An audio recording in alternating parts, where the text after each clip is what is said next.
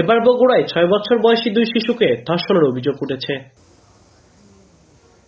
স্বজনরা জানান, 13 মার্চ 2 শিশু বাড়ির সামনে খেলছিল। এ সময় মুখরোচক খাবার কিনে দেওয়ার প্রলোভন দেখিয়ে নিজ বাড়িতে নিয়ে ধর্ষণ করে প্রতিবেশী নুরুল ইসলাম। পরদিন ধর্ষণের শিকার ওই 2 শিশুর শারীরিক অবস্থার অবনতি হলে টের পায় পরিবার। শুক্রবার রাতে বিষয়টি পুলিশে জানান তারা। এর মধ্যে অভিযুক্ত নুরু এলাকা ছেড়ে পালিয়ে যায়।